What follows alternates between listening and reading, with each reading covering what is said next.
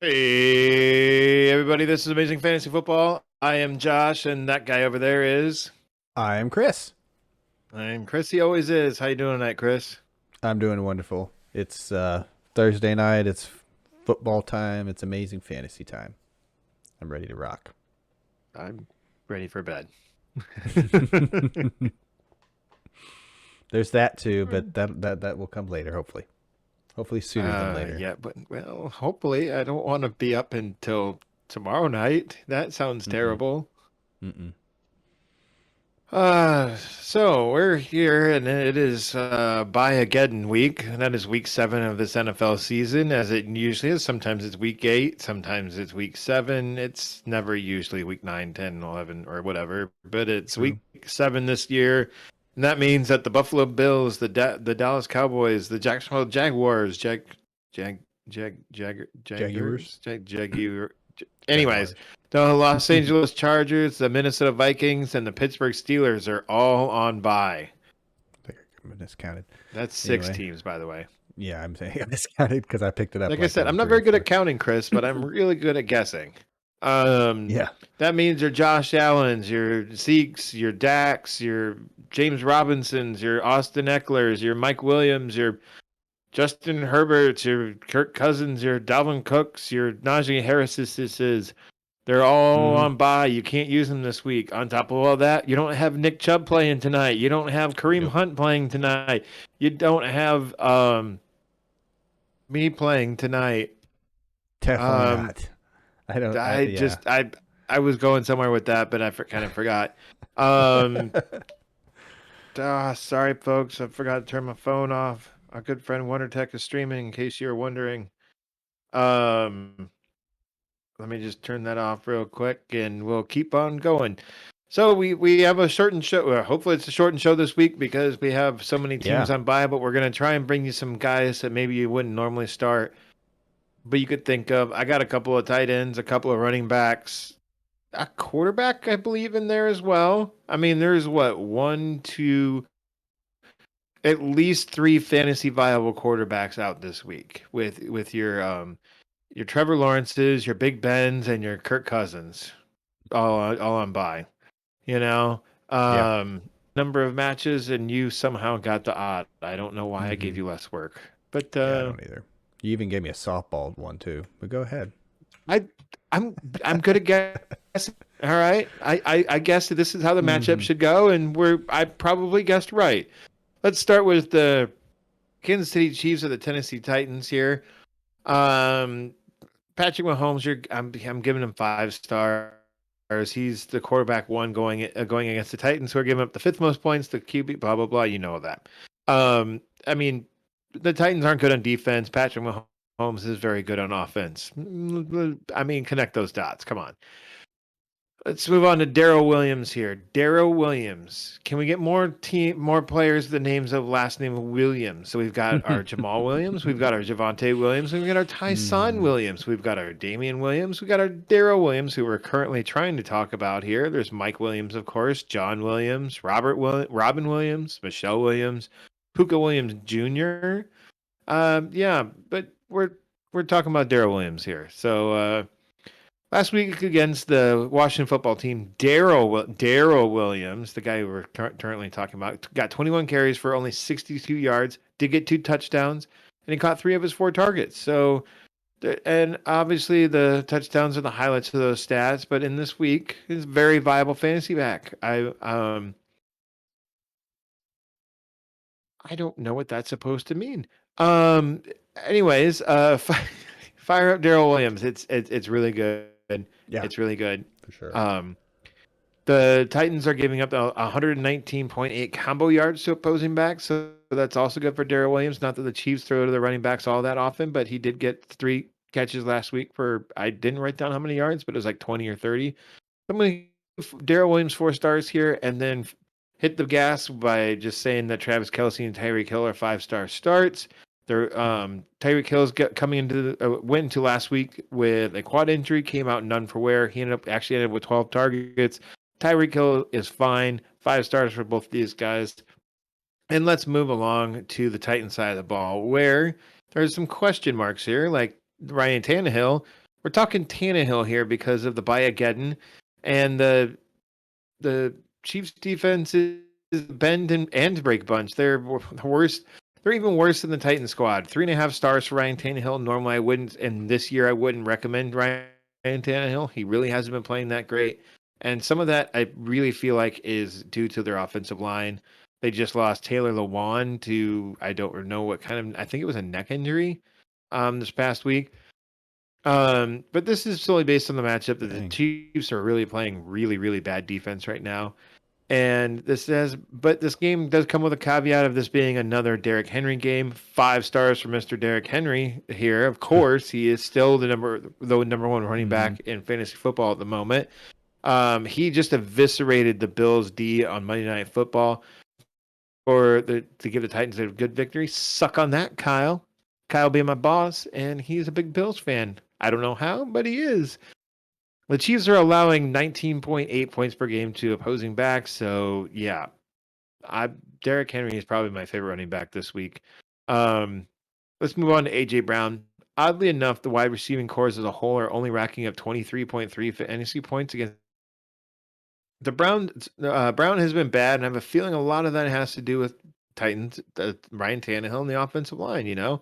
I said that earlier. I just kind of want to reiterate the fact that it's really hurting AJ Brown. Obviously, the injuries aren't helping AJ Brown either. But I'm going to give him 3.25 stars, and I'm going to give Julio a desperate 2.5 stars. Neither one of them practiced yesterday. That would be Wednesday. I couldn't find any injury reports for today so far. Today being Thursday before the weekend, of course. And so, but it sounds like they're both going to play this week. What say you, Chris, on all of that? I think it's an astute analysis. Thanks for that really rip-roaring energy you got going on there, buddy. I think it's an astute analysis. I just don't want to miss an injury. I didn't know, whatever. It's a guy nobody cares about, Curtis Samuel, but I was just double-checking on him is what I was doing there. Ready for my next matchup, sir? Yeah, whenever you are. I was just going to cut all that out. Sorry. It's cool, Mr. Robot. I sure am ready for that matchup, sir. Would you like some tea with those crumpets? I was proud. I was like, I didn't hear the last thing he said, but I was almost done. Washington at Packers. Washington offense has been a tailspin ever since Heineke's first week, and so has Gibson's shin. More on that later. Are we sure that's how you pronounce his name? It's not Heineken or Heineke or Heineke? I'm legit asking, man. I'm sort of joking, but I'm also legit asking. I think I heard Heineke somewhere, and I just rolled with it. Okay, we'll go with Heineke then. You know what? It's even more frustrating is I might have spelled it 3 different ways in this paragraph alone, and never went back and spell checked it. Didn't bother. That's what I usually do when I have the Washington football team. Yeah, right. Well, speaking of Mr. Heineke, the shine has worn off the last couple of weeks. For contrast, let's compare his first 3 weeks as the starter to the last 2 weeks. In the first 3 weeks, that would be weeks 2, 3, and 4, Heineke averaged 22.77 fantasy points with a 7-to-3 touchdown to interception ratio. The last 2 weeks, 9.6 fantasy points and a 1-to-3 touchdown to interception ratio. Now, while we do expect Heineke to have some bad games, I mean, he was becoming a top streaming option, not a top 5 quarterback, for goodness sakes, or necessarily the answer at quarterback for the football team, but he was, like I said, becoming a reliable streaming option. One bad game versus the Saints defense can be forgiven, but he really let folks down last week versus the juiciest matchups versus the Chiefs defense. Therefore, I'd look elsewhere in a single QB league and Superflex league if possible. If Heineke can't put a better game together, Fitzpatrick could get his starting job back, who could be cleared any minute now, is what I'm hearing. So I'm going to bench Heineke. On to the running backs.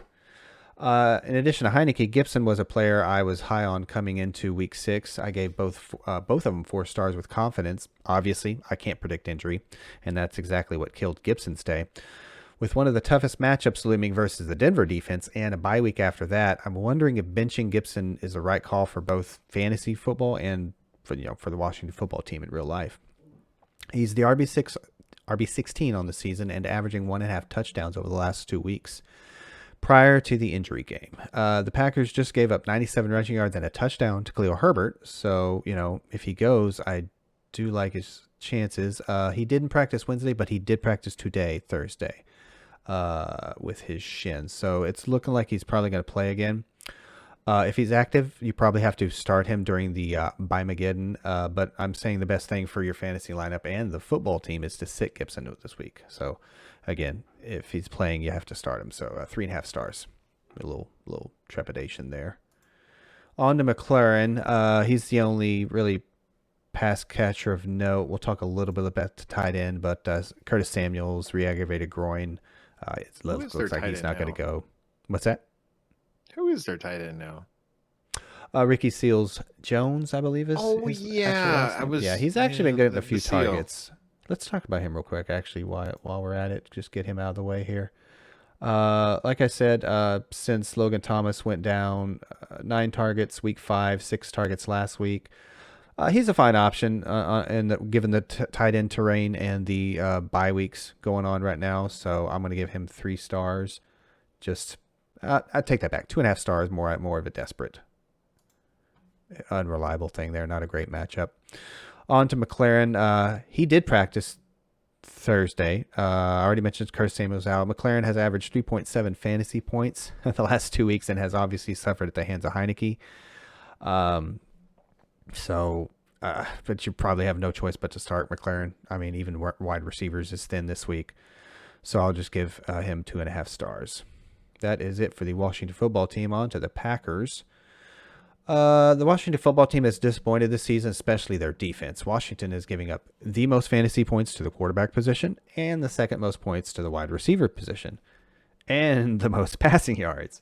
At Lambeau Field, I like both Rodgers and Adams to dominate. I'm going to give 5 stars to both of them. The Packers have found a way to get Allen Lazard involved, and he did score last week, but the ancillary passing options are much too hard to predict, and so I'm going to bench them all, including Tonyan, who probably should have been dropped. I mean, during bye week, sure, he's a decent bet to get a red zone target, maybe, or 2. But I'm going to leave him on the bench if you can help it.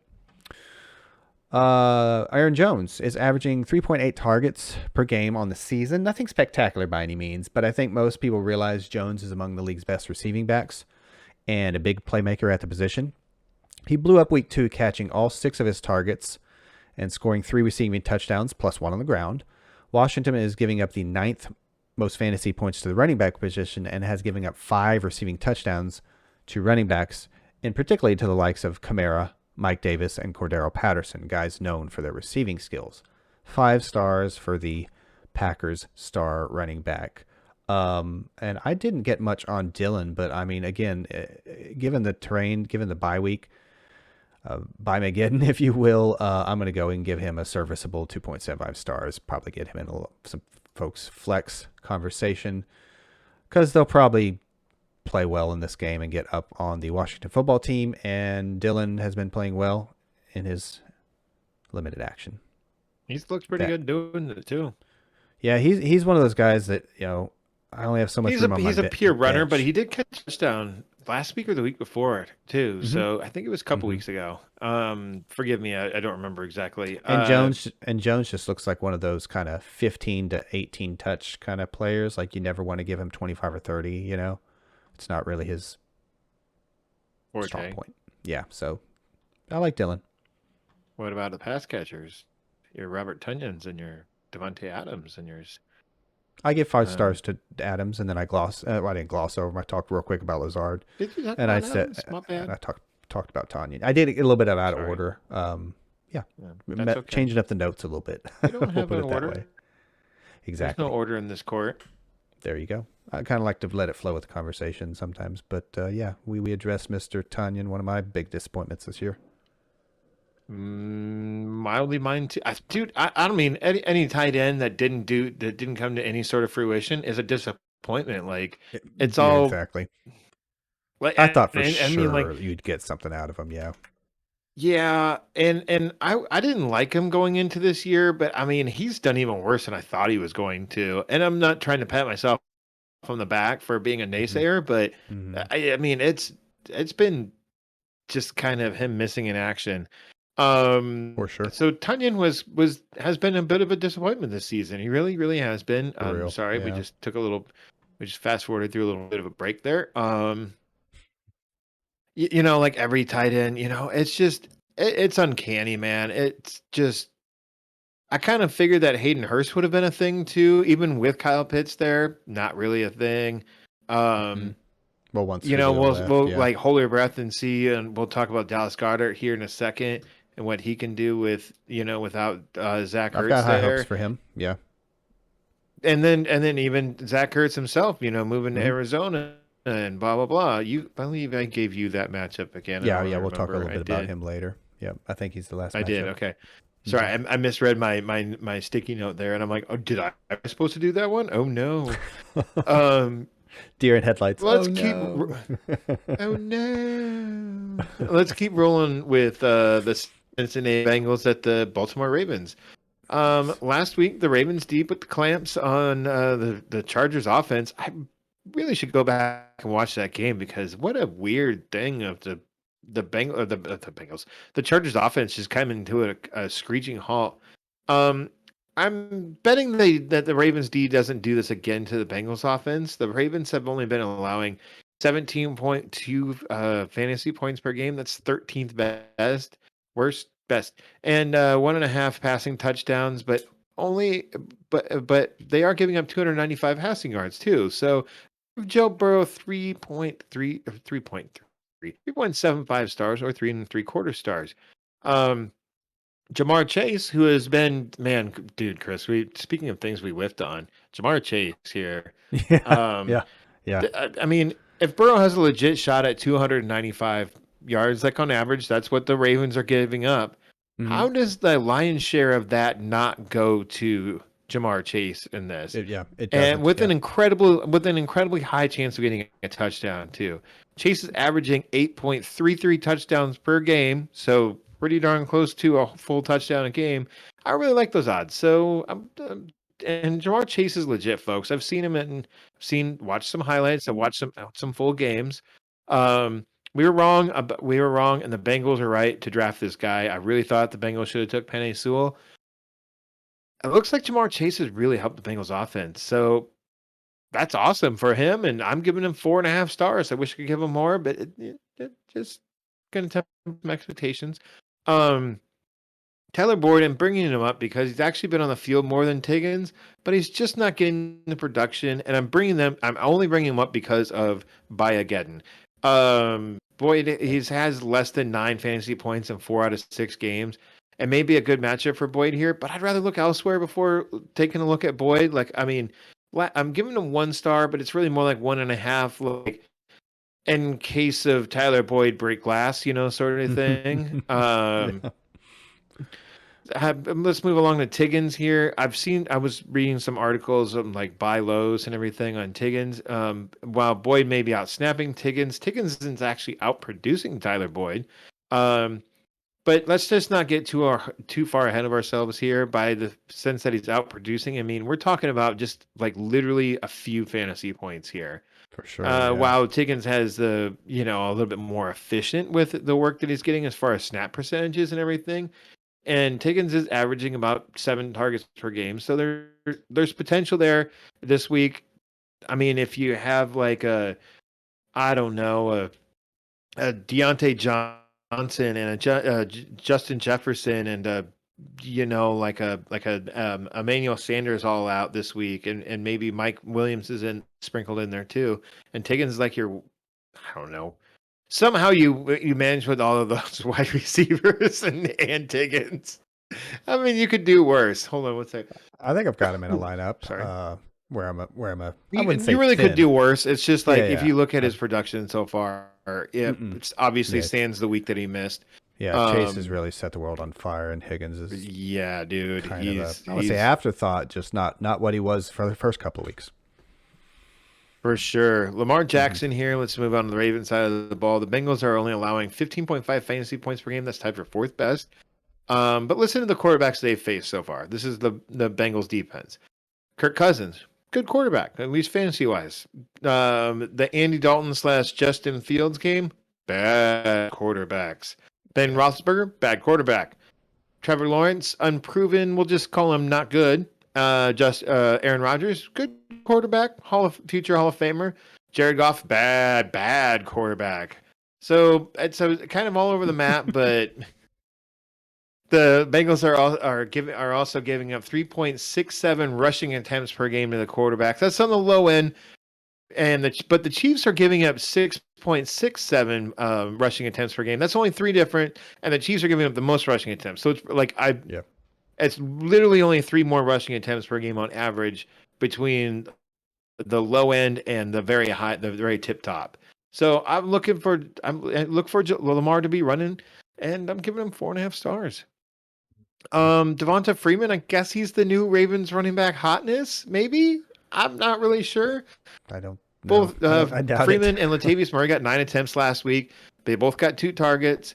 And they both got a touchdown versus the Chargers last week. The Bengals are giving up 90.5 rushing yards per game. That's 8th best. But here's the thing: the Ravens just activated Le'Veon Bell. So who the heck knows what's going to happen with his backfield this week? I'm going to give Devonta Freeman 2 stars. Le'Veon Bell, I don't know, the fact that he was signed back in week 1 or 2. And it's taken him now to week 7 to get acclimated with the offense. And Devonta Freeman was signed more or less right at the same time, and he's already in the mix. I don't have a lot of hope for Le'Veon Bell. I would rather go Devonta Freeman here. Neither one of these names while they were sexy at one point, are not anymore. So desperation, folks. Desperation. Let's move on to Hollywood. Marquise Hollywood Brown. I, for some reason, don't have any notes on him, but the Bengals are okay at the cornerback situation. And Hollywood Brown, man, he's the wide receiver 8 on the season so far, and I'm gonna give him 4 stars here. Mark Andrews, he's also getting 4 stars. Wow. I like Andrews to continue success he's had over the last 2 weeks. The Bengals may be giving up the 7th fewest points to the tight ends, but the tight ends that they faced have been even worse than the quarterbacks that I listed earlier. So let's not call the Bengals an elite tight end defense. 4 stars for Mark Andrews. Chris, what's your next matchup? My next matchup is the Panthers at Giants. Sam Darnold. I gave Darnold and DJ Moore a vote of confidence last week, based mostly on getting 2 offensive linemen back and a beatable Minnesota defense. The Vikings defense does look better than I thought, but the Panthers are having offensive line issues. What's that? It didn't work out so great. Okay. I didn't think so. That was a legit question. I wasn't making fun of you. I was like, I don't think that worked out so good. You were curious? No, the Vikings defense does look better than I thought, but the Panthers are having offensive line issues despite getting 2 starters back. Reading up a little bit on those 2 starters. Apparently, they're not very highly thought of starters, at least by the fan base. I digress. They continue to have Darnold running for his life. That's not the reason some of us saw him as a late-round QB darling or a streamable option. Having said that, the Giants are really bad defense, especially versus the run. More on that later.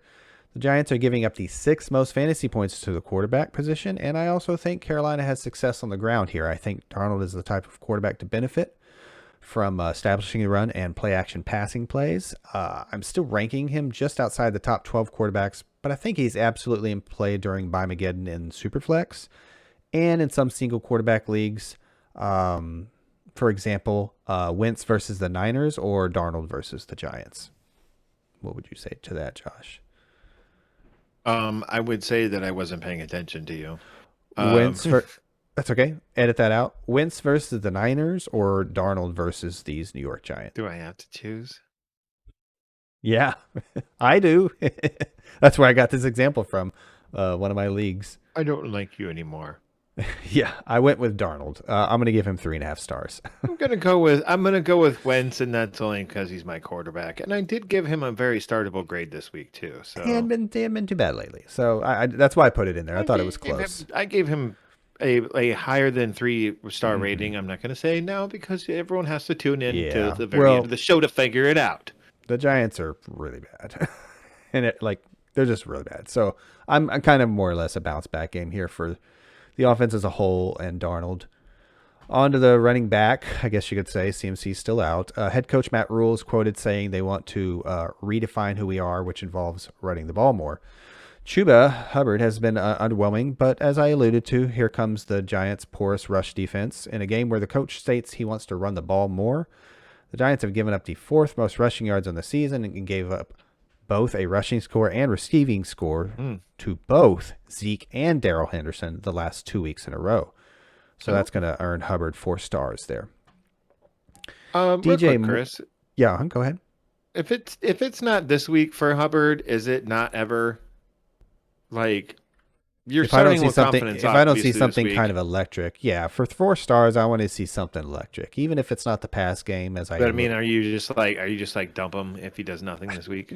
I wouldn't say that because I think he got double digits once or twice already in fantasy terms, and also it's just like it's really slim pickings at running back. I feel like he has to be a top 36 guy, if not, Is he right around 24, 22. Are you sure? No, but I'm sticking neither. with it. That's why Keep I'm going. saying. Sorry, I'm gonna look. No, you're this fine. up while you. So we did the running back. DJ Moore has put up an average of 4.9 fantasy points over the last 2 weeks during Darnold's struggles, but he still has 13 targets and 73 yards last week versus last week. And this Giants defense is tied for 3rd worst with 14 passing touchdowns given up so far. 4 stars for DJ Moore. Again, a little bit of a get-right game here versus the awful Giants defense. For sure. On to the Giants' offensive side of the ball. Similar to Darnold, Jones has put up 2 stinkers in a row, albeit one due to injury, concussion versus Dallas. However, the other stinker, last week versus the Rams, Jones threw the ball 51 times and still managed 4.08 fantasy points. He also threw 3 picks. Bad. Yeah, he also threw 3 picks. Jones could be without Golladay, Slayton, and the breakout star Kadarius Toney. I'm looking elsewhere for help at quarterback. I'm benching him. With Saquon still out, I expect the Giants to make Booker the focal point of the offense. Number 1, to help protect the football from their turnover-prone quarterback. But also, they won't have many viable skill positions available, as I just alluded to a second ago, outside of Shepard and Booker. Despite Carolina giving up the fewest points to the running back position and the 3rd fewest rushing yards, with all these bye weeks, Booker is probably an RB2, honestly. So I'm going to give him 3.5 stars. Golladay, Shepard, Toney. Well, as I said, Danny Dimes threw it 51 times. Shepard did see 14 of those, 14 targets. I expect another big volume day with Kadarius Toney being doubtful, Golladay likely not playing, and hamstrings for both Slayton and John Ross. I didn't mention him yet. It's a whole lot of injuries. It's a mess. We're right to skip over him. Yeah, it's a mess. Again, lots of buys, lots of injuries.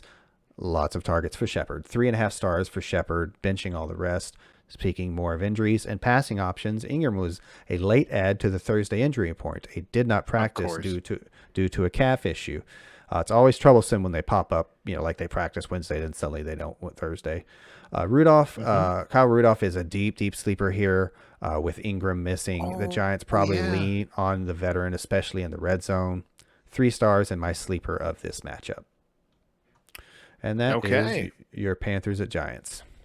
Dude, I kind of like that Kyle Rudolph call. That was obviously with a contingency of Evan Ingram missing, but maybe even if he does play, maybe there's some Rudy in there. Let's go back to my show notes here. We are on the Atlanta Falcons at the Miami Dolphins. Let's just put some rumors aside that there were some news articles about Deshaun Watson or the Houston Texans trying to trade Deshaun Watson before the end of the week to the Miami Dolphins. I don't know what's going on with that. I don't know what. I feel like the Dolphins really haven't looked at Tua that hard, but I don't see what's going on in practice. That's all just off to the side. Let's leave it there because even if they do trade for Watson, he ain't playing right now. So let's start with Matt Ryan, though. He may be the quarterback 24 on the season, but I think he might be my number 1 streaming option this week. the QB 24, like not readily rostered, out of 2 QB super flex leagues, whatever. Over the Falcons' last 3 games, they faced the Giants, the Washington football team, and New York Jets. You just got done talking about how bad the Giants team defense was, and you also talked about the Washington football team's defense as well. Other than the Jets, the other 2 are bottom 10 defenses during those 3 games. One of those without Calvin Ridley. Ryan has an average passer rating of 110.8 and 22.07 fantasy points.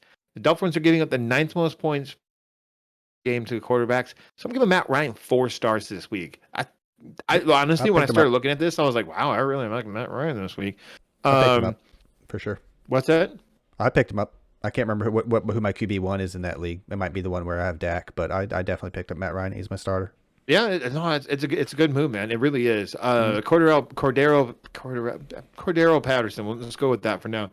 Patterson's been really ripping it up here in the 21st year of our Millennium. Another miss by me. The Millennium. No. Okay. No. Okay. Nope. He's not doing a lot of the ground, but it's the receiving work where he's really excelled. He is a converted wide receiver. Unlike you, Antonio Gibson, who's a converted wide receiver and doesn't get any receiving work. I don't get that one at all. Frustratingly so. Patterson has 4 receiving touchdowns and averaging 5 receptions out of 6.3 targets per game and 48.2 yards per game as well. The Dolphins are giving up 23.8 points per game to running backs, which is the 4th worst. So yeah, Patterson's got a lot of receiving touchdowns, a fair amount of yards, and the Dolphins are not very good against running backs, essentially, what that boils down to. So 4 stars for Cordero Patterson. Let's move along to Calvin Ridley. I have a bit of a theory here, and I theorize that the Falcons' offensive line is absolutely terrible. Calvin Ridley, he has an ADOT, which is average distance of target at 10.8 yards, which sounds pretty, sounds pretty good, but that's 50th out of all pass catchers, which, puts him in maybe the top 3rd. But even then, Patterson's ADOT is 2.5. Kyle Pitts is 9. None of those are really that great when you kind of put it on a chart and everything. So, and this is a decent matchup for Ridley, but not great. Xavier Howard is questionable for the game, and which is the Dolphins' best corner, and doesn't have a chance to play. So, if Xavier Howard doesn't play, I'm going to take that 3 stars and bump it up to a 4. But Calvin Ridley has been actually a bit of a disappointment so far this season, and I'm not really sure why. So, I'm giving him a 3 to a 4. 3 if Xavier Howard does play, 4 if he doesn't. And even then, it's still, let's just make it a 3.75 stars, and I'll just hedge my bets that he doesn't play. That would be Xavier Howard. Let's move on to Kyle Pitts. Right before the Falcons bye last week, Pitts went off, man. He really did. He scored 22.4 fantasy points, but that was without Calvin Ridley, and that was also against the Jets. Let's see if there was enough to earn Matt Ryan's trust, though. The Dolphins are allowing only 8.3 fantasy points per game. But like most teams, they haven't really faced a good tight end because there aren't a lot this year. I really think we need to change something. We as a fantasy community need to do something about tight ends. Until more come about, we need to boost their scoring or get rid of them and just roll them into a flex position. Personal opinion. Mm-hmm. Tua, I like Tua in this matchup. He's also a good streamer here, but I think he's more readily owned, and he's actually been scoring better than Matt Ryan on a points per game basis. Granted, he's only played in 2 games. The Falcons D is bad. Everyone knows that. Chris knows that. I know that. Your great auntie Dottie knows that. 4.25. I just made that name up off the top of my head. 4.25 stars for Tua. Let's skip the running backs in this matchup. They're too unreliable to garner a stat out of any of them. If you really must start one, though, I guess I'm going to recommend Malcolm Brown here. If you had to. He got most of the workload last week against the Jets. He was okay. Myles Gaskin, I watched part of that game last week because it was a London game and it was early. Myles Gaskin didn't look that great. Sullivan Ahmed looked okay doing stuff too. Miles Gaskin did not look all that great. So I guess if you really had to start one, it's Malcolm Brown.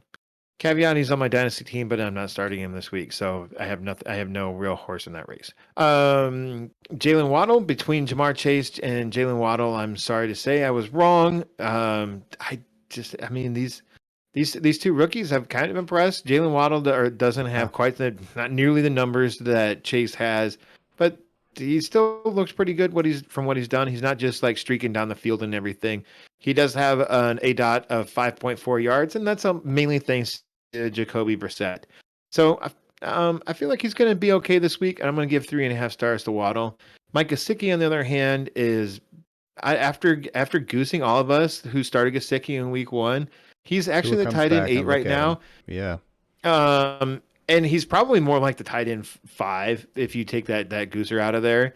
And over the last 4 weeks, he's averaging 12.4 fantasy points. That's not great, but considering the average tight end right now, like outside of the top 3, is averaging like 8 fantasy points per game. Yeah, I'll take that. And to top it all off, the icing, albeit not very good icing on the cake of Mike Gesicki, is that he scored those 12.4 fantasy points per game with only 1 touchdown in the season so far. So Mike Gesicki, man, 4 stars. Next matchup, Chris. I'm running a little low on matchups here. I only got a few left. How about a bite-sized matchup for you? Right. We've got the Jets at the Patriots. The Jets at the Pats. I'm just gonna get down to the nitty-gritty here with the Jets. Snaps and carries have been steadily on the incline for rookie running back Michael Carter, and he becomes the lead guy in the backfield. However, the offensive line and rookie quarterback issues have rendered this offense unusable in fantasy. And despite the injuries and the buys this week, this entire team is on the bench, if not the waiver wire, except a complete desperate flex in a PPR for Crowder, 2 stars. That's the Jets. Wait. Before you continue, Mm-hmm. Michael Carter or Malcolm Brown for the Miami Dolphins? Brown, I guess. Matchup. Wow, that low for Carter, huh? I'd have maybe gone Carter. Anyways, continue going. The usage stats look okay, but he's doing absolutely nothing with it because. Like Devante Williams. Yeah, I guess. Let me on to roll Patriots. my eyes and glare at you, Right. Broncos head coaching staff. Yeah, for sure. Patriots, on to Mac Jones. If there were a league for completion percent, Mac Jones would be your guy. Otherwise, steer clear of the Patriots rookie signal caller. I'm going to put him on the bench. On to the running backs. Damian Harris topped 100 rushing yards for the first time since week 1 and scored once. This was done versus a Dallas defense ranked highly versus the run coming into the contest. Dallas is 5th best in rushing yards surrendered, but much of that probably has to do with the teams abandoning the run to catch up. Nonetheless, Harris put together his best fantasy day of the year. It could have been a better day if it wasn't for Ramondre Stevenson coming in to vulture a goal line carry as Harris was limping off, as he likes to do a couple times a week. Stevenson also contributed 23 rushing yards, logged 33% snap share to Harris's 48%, and caught all 3 of his targets for 39 receiving yards. I personally saw one of the catches in which he lined up out wide and ran a wide receiver route for a big gain. He looked good running too. Not saying this guy will take a Ramondre Stevenson. Oh, sorry. Thank you. That's what I thought you were talking about. I was like, wait, is that? Sure thing. Not saying he's going to take the league by storm, but I'm saying he is a great bye week flex fill-in. With the Jets giving up the 2nd most fantasy points to running backs, the 5th most rushing touchdowns in the league with 7, and the run-heavy approach we expect from the Patriots, I like both backs this week. Harris as a low-end running back 1, and Stevenson as my sleeper for this matchup, a flex-worthy spot start. 4 stars for Harris and 3 stars for Stevenson. Even in the bye-mageddon, there are no Patriot wide receivers worthy of a start. On to the tight ends, only one of which to talk about here. Hunter Henry has scored 3 weeks straight, and I probably don't have to say it, but I will anyway. Tight ends are scarce, and in case you haven't heard, there are a few bye weeks and some injuries going on. Henry has never dipped below 60%. Excuse me. Henry has never dipped below 60% snap share, while Jonnu has multiple times. And they are clearly featuring Henry down and around the goal line. With no wide receivers of note, Henry is not only a great bye week fill-in, he's become a viable weekly tight end streamer. The Jets just gave up a huge day to Kyle Pitts, and I like Henry to have a much better outing than he did in week 2 versus these same Jets. I'm going to give 3.75 stars to Hunter Henry and bench Jonnu. And that is the Jets at Pats. As I choke to death over here, apparently. Well, you're choking to death over there, apparently. What's your favorite scary movie? I've been asking people this a lot at work, and I'm going somewhere with this that is absolutely nothing to do with fantasy football. That's fine. I don't watch them as frequently as I used to because of kids, but the most recent one I kind of fell in love with was The Descent because it was genuinely scary, and it takes a lot to scare me in a scary movie. The Descent. Do you know of it? I heard of it, and I think I've seen it, but I don't remember it. I'm gonna have to go with the classic here, and I'm gonna go Halloween. It's okay. It's probably my favorite. Texas Chainsaw Massacre, also very good. A real dark horse in the race that of a movie that you've never ever heard of. I probably haven't at least. Is the Autopsy of Jane Doe. I saw this 2 or 3 years ago, and it is really good. Like, it's not just a good like scary movie, but it's a good movie in general. Like it was like IFC channel like put it out. I know I just said channel twice there. But yeah, it was actually really, really solid. And where I'm going with this is the fact that I literally just last Saturday found out that there was a new Halloween movie out. Oh. And I was like, what, when, why, what? Man, I don't watch TV ever. I guess I'm overall, I think they overdid a lot of those movies. I would have been a Actually, obviously not this one, but the 2018 Halloween movie wasn't bad. It really wasn't. Jamie Lee Curtis came back. She was kind of a Ripley character in there, where she's just like a real I'm just gonna go ahead and say a real badass. Yep, you know, that's the word I was gonna use. Anyways, I mean, if it's Halloween time, I figured I'd just figure out I've been asking people at work this, so I figured I'd pick your brain on it. You said The Descent, okay? The Descent. It's pretty scary. Should check it out. Feel free to leave us comments and let us know what your favorite scary movie is. And if someone says Harry Potter, I'll laugh. I will laugh. Who would say? Okay, next matchup. Have you seen the last one? It's a little freaky. Or the Goblet of Fire, I guess. Anyways, if you say The Shining, you're just wrong. That movie's terrible. Hot take. What? The Shining is terrible. Oh God. The book is light years better than that god awful trash. I love Stanley Kubrick as a director. That movie is trash compared to the book. Let's move along to the Philadelphia Eagles at the Las Vegas Raiders. It's bad compared to the book. Jalen Hurts, I'm gonna give him 5.5 stars. Hurts is the QB5 on the season, and he's got 5 rushing touchdowns and six more through the air, so 11 total so far this season. Speaking of players we were wrong on, I was like, as much as we were like, yeah, Hurts sucks and blah blah blah, like this is the one thing that I was like, what if he just runs a lot and he's this year's Lamar Jackson? Kind of is. Maybe not quite. This year's Lamar Jackson is better than the previous Lamar Jackson through the air. But yeah. Well, as Lamar of 20 quarterback as a whole, yeah. Jalen Hurts though. Okay, so let me keep going here. So his 62.5 completion percentage has been like, this is where it is terrible at the moment, but it started a lot higher and it just keeps on slipping. But who the heck cares low in rushing stats? The Raiders may only be allowing 23.3 rushing yards per game, but that's the 9th best in the whole NFL. And they haven't really faced any real rushing quarterbacks. There actually aren't a lot of them. If you really think about like running quarterbacks in the league right now, there really aren't a lot. There's people who do like rushes, but there's not really a lot of Lamar Jacksons in the league at the moment. So even with Russell Wilson out, he hasn't really. When was the last time he ran for over 400 yards in a season? 3 years? It's not his thing anymore. Yeah, it's more like Aaron Rodgers behind the line of scrimmage rollouts and mobility. Yeah, exactly. Okay. Some bootlegs and everything.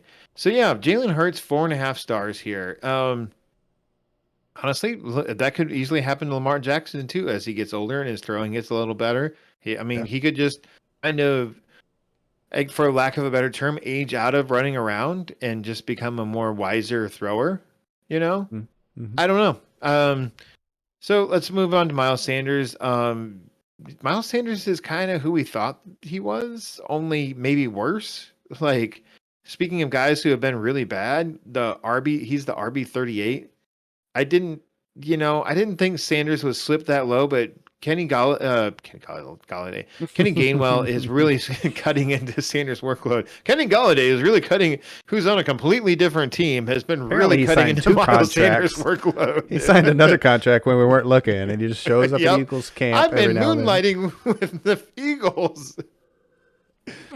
Um, okay, so that's not entirely true. Like, when I wrote that and then I really looked into it, like, Gainwell is only in on about a third of the Eagles snaps, but that's just enough to cut into Sanders' workload. And even with the snaps that Sanders is getting, he just isn't producing. So the days of yore when Miles Sanders was like the RB 12 or 13, I don't remember, what was that, like 2 years ago that he finished that way.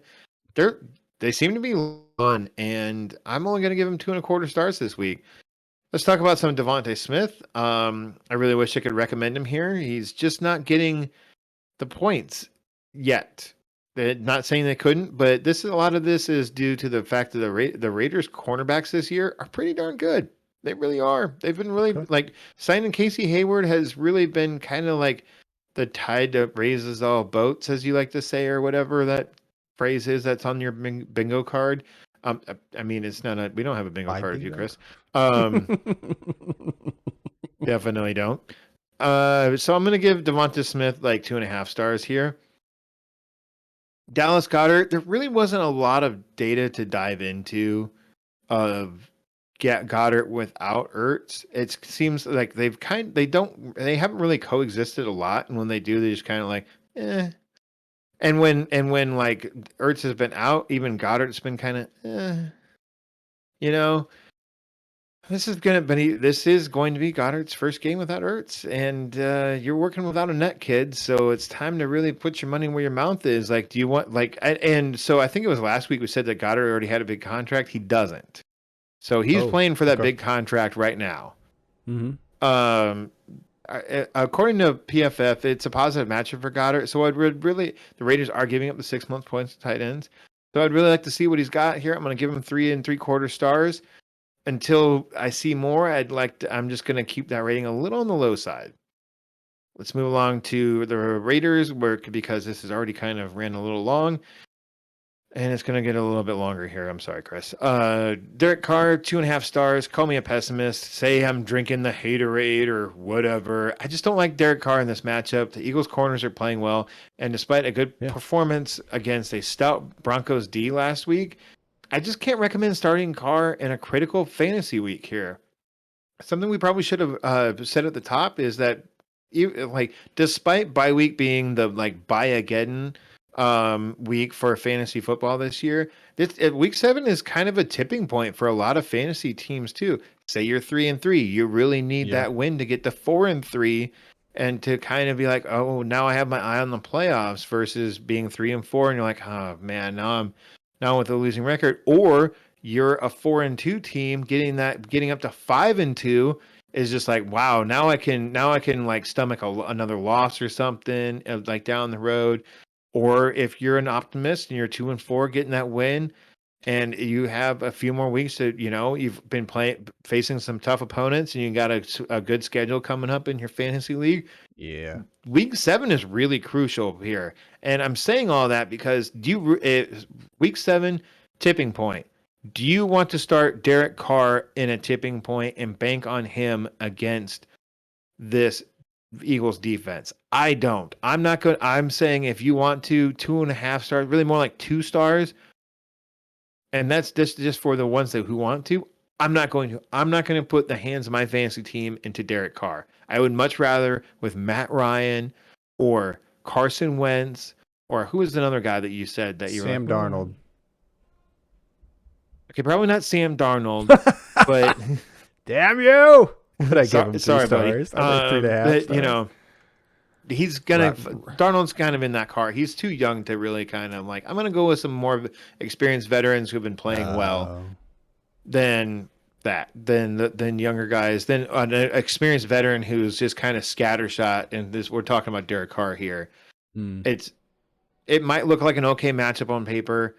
It's just okay, and so is Derek Carr. Eagles have surprised me a little bit on the defensive side of the ball. I'll put it that way. They really have, actually. Here's one thing that that also might surprise you about the Eagles defense. They're giving up 22.1 fantasy points per game to the running back position, which is sixth most.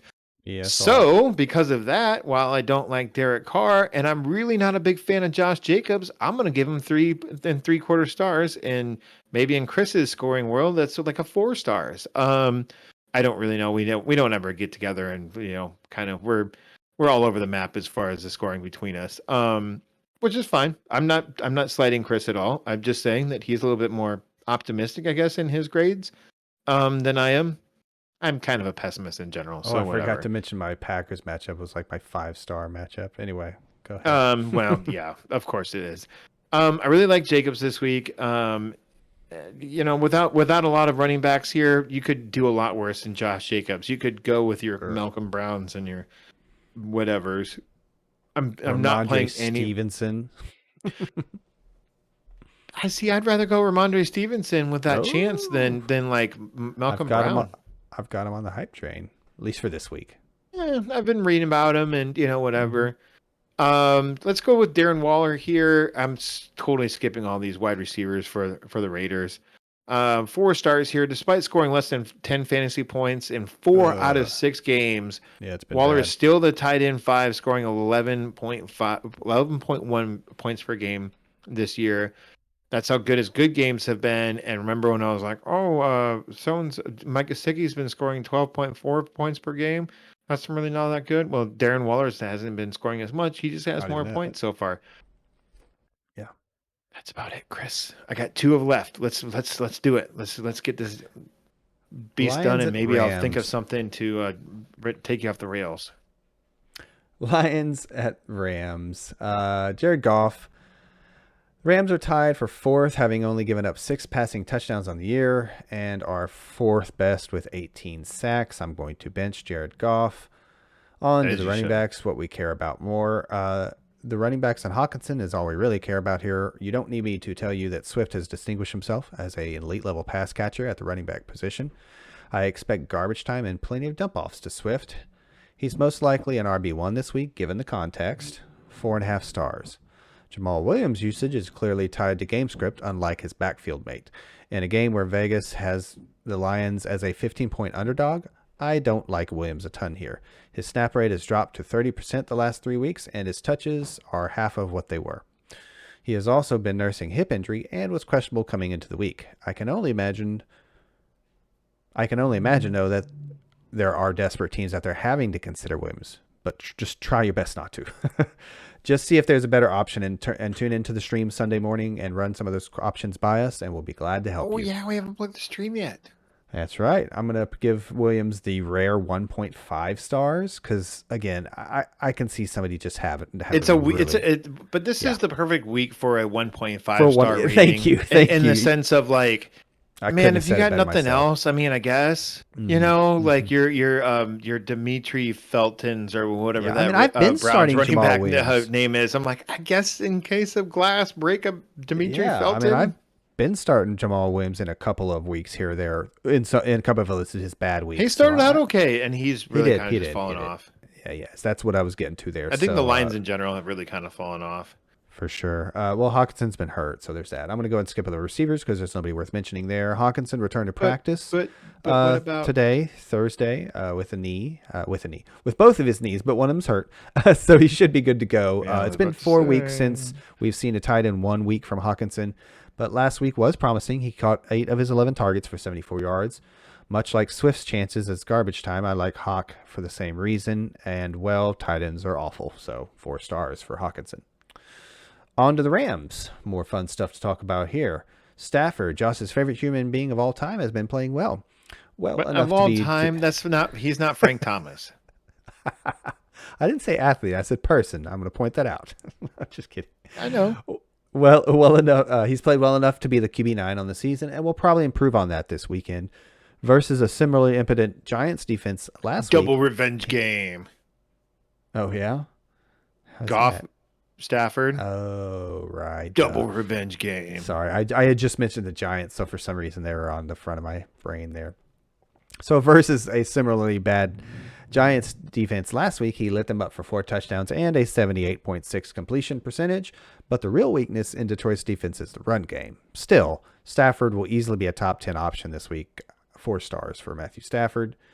Running backs, Daryl Henderson. I'm sorry. As I mentioned, Detroit is weak versus run, giving up the most fantasy points to the running back position and the 7th most rushing yards all in the season. While Sony is declared backup to Henderson, as evidenced by the 79% snap share to Sony's 20% over the last 3 weeks, Sony might get some garbage time in this one, and there are desperate fantasy managers out there. Are you sure he's playing this week? Who, Sony or Henderson? Sony. I'm sorry, no, I'm not. I can look into that in a as second. of today, he improved to limited practice. I thought I saw because I have him in Dynasty, and I thought it had it listed that terrible app had him listed as out, which he might have been like last week. And out definitely would have been still out. Okay, but he was questionable. Now he seems to be trending in limited practice for okay. Yeah, sorry, my information is bad from a bad app. No, it's good because it literally had the last note I wanted to get to here, but that he's hopefully going to play. So he's my sleeper in this matchup with a startable 2.75 stars, and Henderson is a great play again this week with 4.5 stars. For Sony Michel? No, 2.75 for Sony, 4.5 for Henderson. If I did not make that clear, I'm pretty sure I did, but just in case. I'm tired, man. I'm sure you did. Okay. That's my bad. On to the receivers. Really, the Rams and Stafford didn't have to throw much last week in a blowout win versus the hapless Giants, and therefore Woods' production suffered. Unfortunately, we might see more of the same in this one, as I expect the Rams to have their way on the ground with the Lions. However, in the context of this week, he's starting for many teams out of necessity. 3 stars for Woods. Kupp is the best wide receiver in fantasy and just put up another top performance, catching 2 of those 4 Stafford scoring tosses. With his tied for the league-leading 12 red zone targets, Kupp is a wide receiver 1 yet again this week. I'm going to give him 5 stars. On to Higbee, the tight end. Higbee has regressed in fantasy scoring, averaging 4.3 targets and 4.86 fantasy points over the last 3 weeks, and that's including a score in week 5. Still, he has some upside here for a score, and in times like these, that's all you can ask for. 2 stars for desperation there. What do you have next for your matchup? Like these things will never be the same. And I'm on my last one, or I've got one left, should I say? What do you got? I have a trade proposal for you, Chris. Mm-hmm. This is an actual fantasy divergent from the show. I'm sure we're not running that long. So I grade this trade. T. Higgins and Antonio Gibson for Deebo Samuel.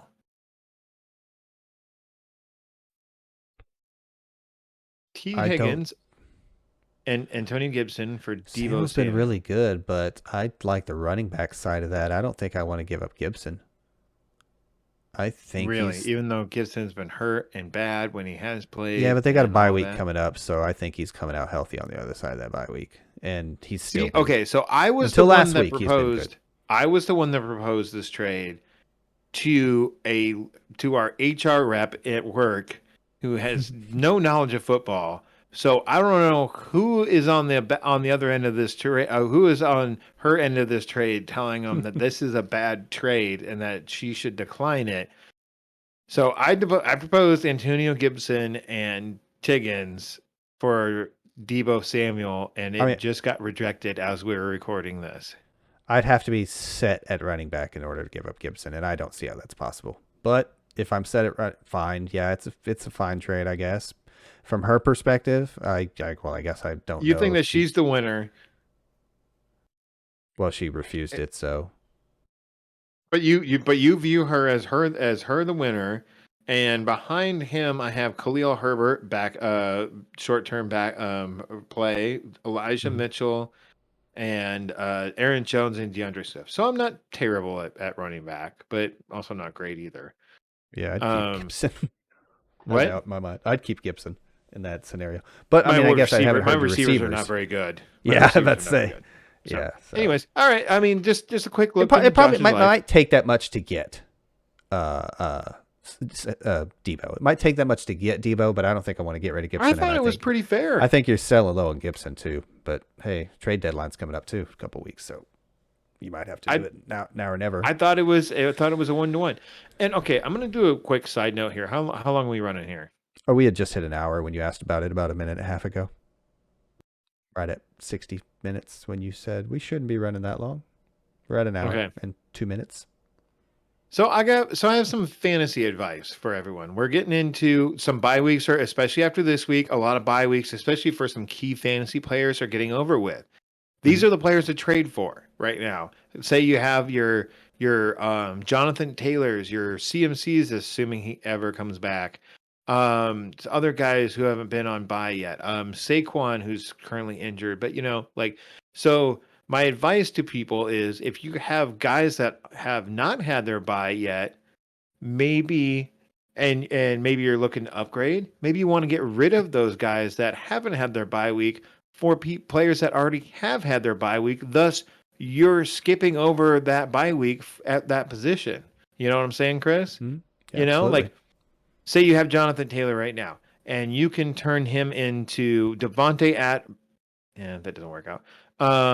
Like Calvin Ridley and Zeke. I don't think that's possible, but say you took Jonathan Taylor and someone else and turned him into Zeke. Zeke's back after this week, done with his bye. Jonathan Taylor has a week 14 bye. That's almost into the fantasy playoffs. And in some leagues, it is the fantasy playoffs. Maybe not this season, but still. Mm-hmm. Just some advice for you, some trade advice, Like look at your roster and look at what the players haven't had their bye weeks yet, and maybe try and flip some of those that haven't. And look at their bye week yet. Look at their matchups. What's that?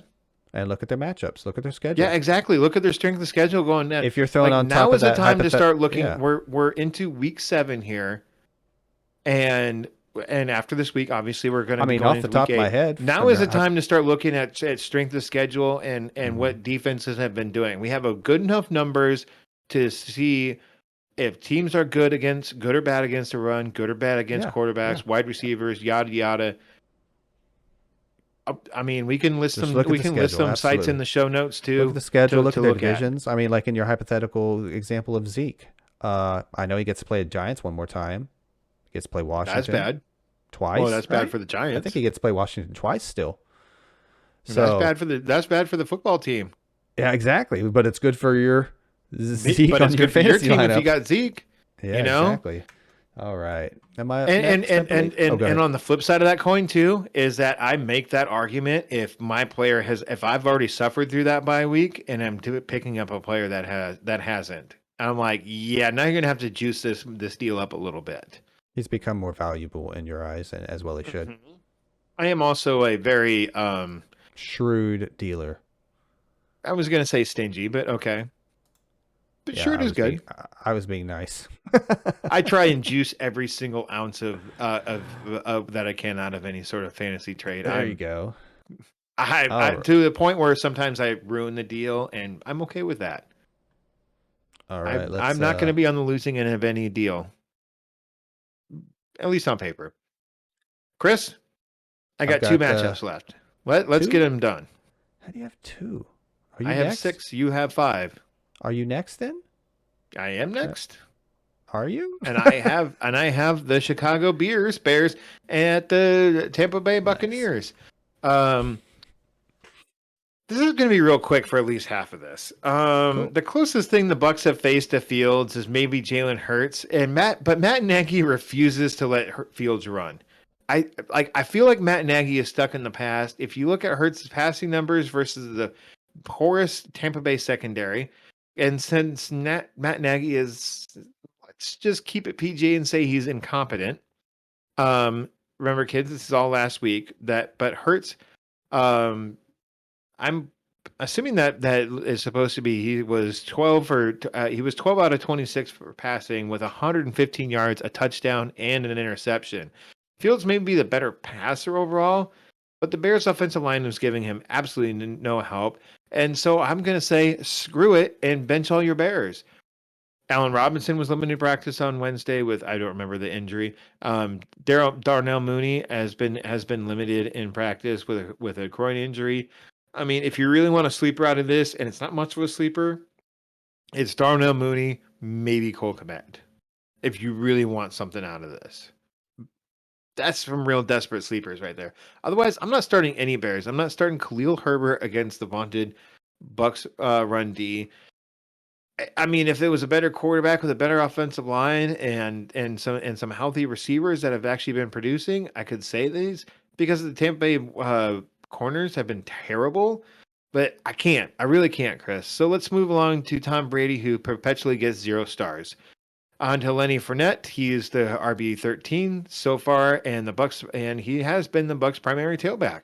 Ronald Jones seems to be a thing of the past, and Chris, I'm pretty sure I just jinxed it. I'm pretty sure I just made sure that Lenny Fournette gets about one touch, fumbles, and then here comes Ronald Jones again, who then ensues fumbles, and then Bruce Arians himself goes out and starts at running back. Give me the ball. The Bears are middle of the road against running backs, allowing 17.3 points per game. So I'm going to go big, but I'm not going to go home on this one. I'm giving Lenny 4 stars.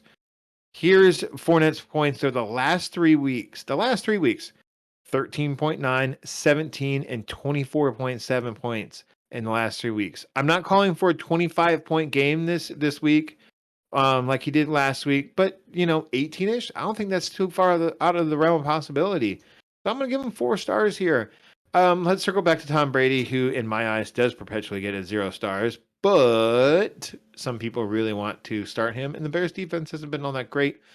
So I'll give Tom Brady like 3 and 3/4, 4 stars, I guess. I guess 4 stars for Tom Brady. Did you hear how much that hurt me to do that? I did. Did you? Because I barely heard you. It was like a mumble. It was supposed to be a mumble 4 stars for Tom Brady. So probably have to turn that one up in the recording a little bit. Right.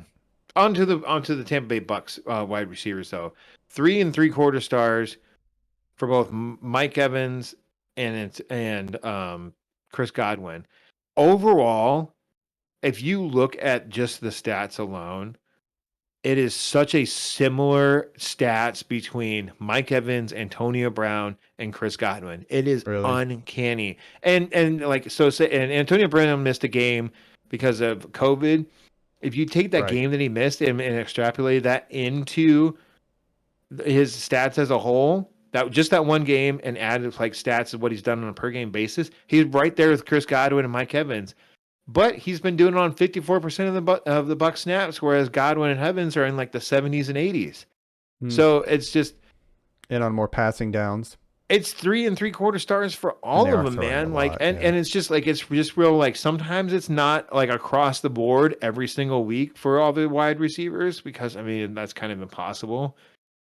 But choosing which one actually hits and which one doesn't is also impossible. So you're starting him. You don't necessarily like it, especially if you're the Mike Evans guy, but he does get the target. So does Chris Godwin. So does Antonio Brown. I just like Antonio Brown has actually been the most efficient out of all of them, considering he's not on the field all the time. Let's move on to Cameron Breit here. This is my tight end dart throw out of this matchup here. At 2.5 stars. He's gotten some red zone targets and some end zone targets actually from Brady. I'm not banking on OJ Howard. There's the articles, he's just scratching the surface and blah, blah, blah. I don't care. It's Cameron Breit. It's 2.5 stars. He's a tight end dart throw. Chris, you have one more matchup. I have one more. Let's finish this show out. Right? Meow. Well, real quick, you said bench all the Bears, right? Yeah, man. Do you have one that I should start? No, one FYI, Robinson returned in a limited session today, Allen Robinson, and then asking for a friend in Bymageddon, Khalil Herbert the running back for The the other Bears, guy, whoever the other guy is, the or other Jamal Williams for the Lions. guy. I know, that's why I was like, this is perfect. I'll get him with this one. Maybe I should have heard that one out first.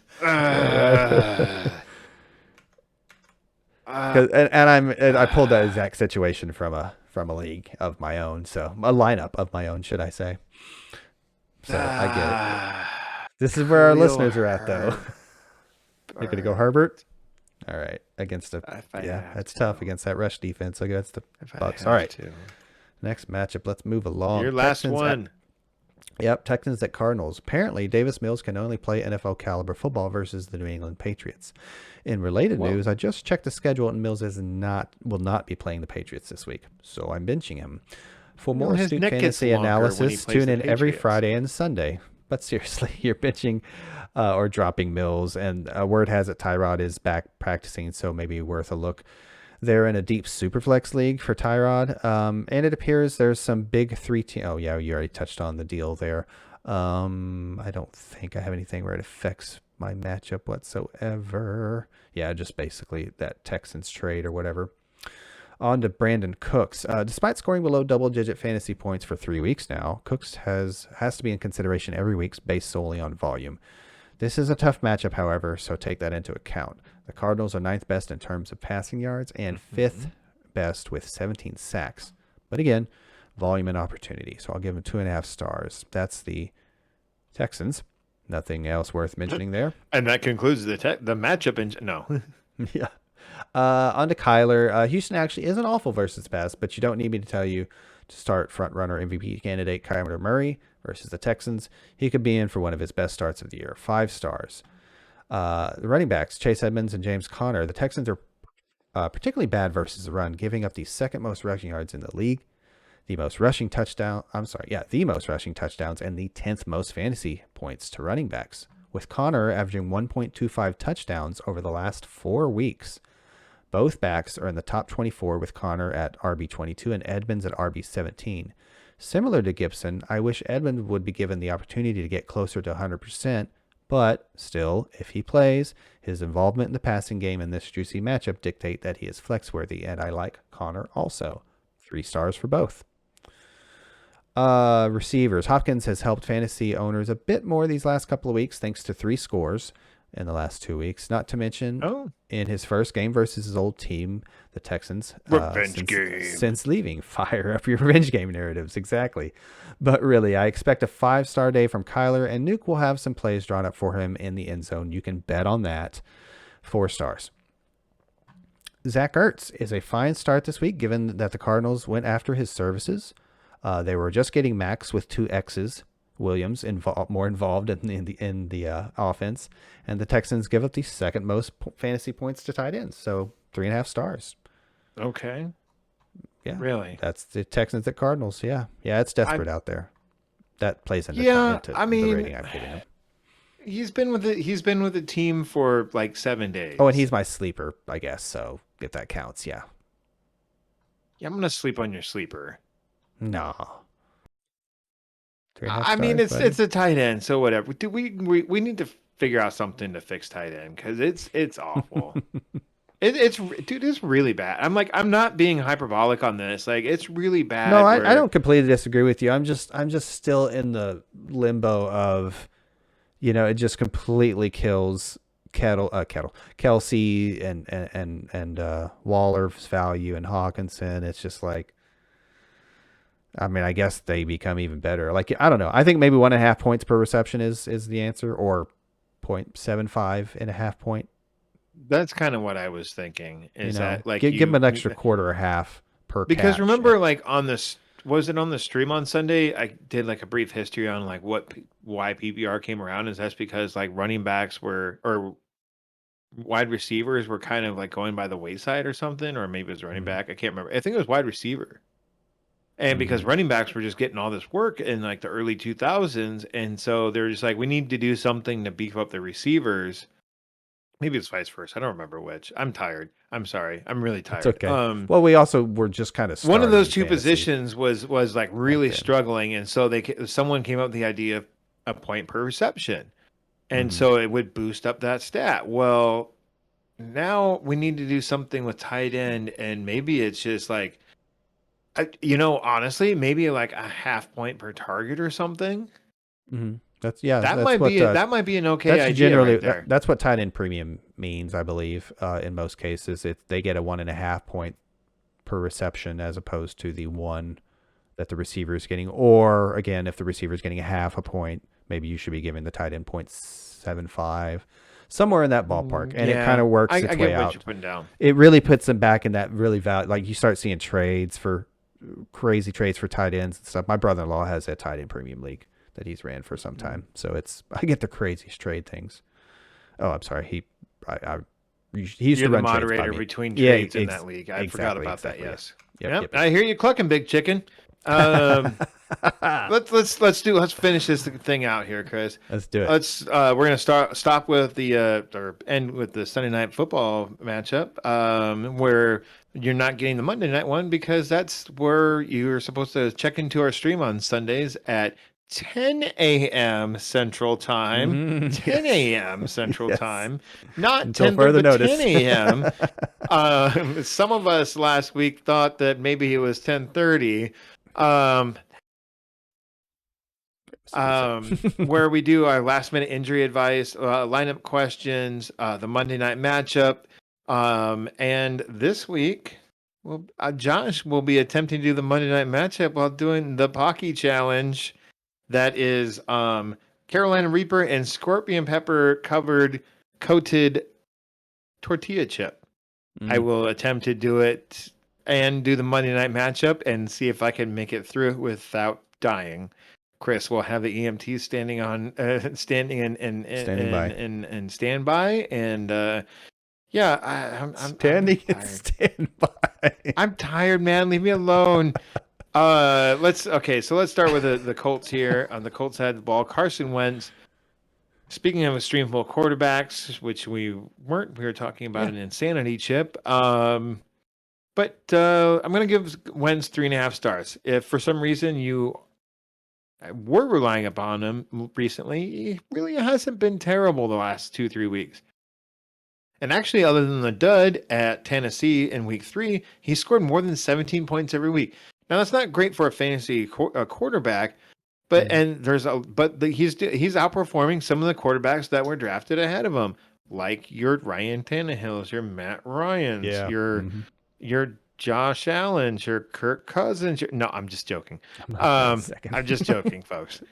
But in a week without your Matt Ryans or your Josh Allen's, your Kirk Cousins, your Herbies, your Dak Prescott's, Wentz he's a capable stand-in, competent, capable, and same thing. I like his opponent as a quarterback streamer this week for Carson Wentz. Jonathan Taylor, I'm going to give him 3.75 stars. The Niners are only giving up 77 rushing yards per game. That's not very good for JT. But what could be good is that they're giving up 45.4 receiving yards per game. And hasn't really quite been his forte, more or less his NFL career or in college. But that's not saying he can't. I mean, he has a game with over 100 receiving yards this year. So it's possible. I wish they would utilize him more, just in general. But if they do so this week, he could easily outscore that 3.75 stars. I mean, I'll just bump it up to a 4, I guess. And it's a little bold, but let's make it a 4. T.Y. Hilton, he's got a quad injury. It sounds like he's a real game time decision. I mean, the Colts can't catch a break at the wide receiver position this year. T.Y. Hilton, he comes back for 3/4 of a game, gets a quad injury. Paris Campbell, he is now on the IR with I didn't write it down. I'm sorry. I forget what it is. I don't remember. I can look real quick. The good news for the Colts offense, though, is that Quentin Nelson, they're all pro left guard. He is back at practice. He has, as of yesterday, has not been activated from the IR. And there's talks of Brady Smith, their right tackle, getting in some practice this week as well for the first time since week 1. So if those two can come back, maybe not this week, but maybe next week, it could really help out Wentz and JT. So keep an eye on that, folks, and stay tuned. Super desperate at tight end, Chris? Maybe try some Mo Alley Cox, or Mac, as I like to call him. Um, he really hasn't done much, but he catches a touchdown here and there, and he gets a couple of catches every game. Yada yada. Jimmy G sounds like he's going to get the start with Trey Lance is dealing with a sprained knee, and Lance was looking a little green in his first and only NFL start, anyways.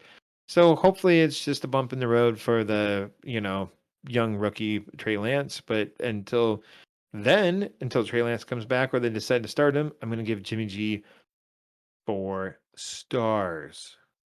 I'm not sure why, other than the Colts are not good against the quarterback. Elijah Mitchell, on the other hand, he made another start before the 49ers bye week last week, which is a little odd, but whatever. He could easily exceed this low rating here, but it's a rough matchup. The Colts are allowing the fifth fewest points to running backs. That's 13.5 per game. So that's pretty low, folks. A big part of that is due to the Colts secondary giving up the most, are giving up a lot of points to the wide receiver position. That is why I have Deebo Samuel getting the 5 stars. Oh, Yeah. yeah. Rating this week. Like he is probably like we were doing weekly ratings, he might be up there as like a maybe potentially in the chances for a wide receiver one this week. The wide receiver one this week. Sure. Yeah. He's been really scoring, and the Colts secondary, like Xavier Rhodes and Rock Yassin have been injured almost this entire season so far, and that's part of it. But even when they have been healthy, they haven't been all that great. So, yeah, Deebo, I love him this week. That's one of the reasons why I was trying to trade for him, as we discussed earlier. Sure. Chris, that's our matchups, man. Awesome. That's it. Let's wrap this show up real quick before Josh goes off on another tangent, and you're just like, this guy never shuts up. Like I mentioned earlier, doing the Pocky Challenge Sunday on the stream. I'm going to attempt to do that without milk and do the Monday night matchup. Let's see if all this happens. I do have a very high tolerance for spicy stuff, so I'll probably make my way through it without that too much of a problem. As I'm gonna have a loaf of bread here too, in case it gets really bad, and a big glass of milk. Chris, what time does that Sunday stream start? 10 a.m. Central 10 Standard a.m. Time. of course, not 10:30, but 10 a.m. You're gonna have to do the math because we don't know where you live. If you are watching us in YouTube format, you can check us out in podcast format. We're pretty much wherever podcasts are available. You can please rate and review us in whatever podcatcher you can do that. Mainly just Podcast Addict and Apple iTunes, whatever they're calling themselves these days. Yeah. If you are listening to us in podcast format, you can check us out on YouTube, and please leave a comment with your favorite scary movie. Josh would love to know. That's me, by the way. And you can check us out wherever YouTubes are available, mainly on youtube.com, and just search for Amazing Fantasy Football. I think that's it, Chris. Is that Let's a get show? out of here. That is. All right. Until next time, everyone. Later.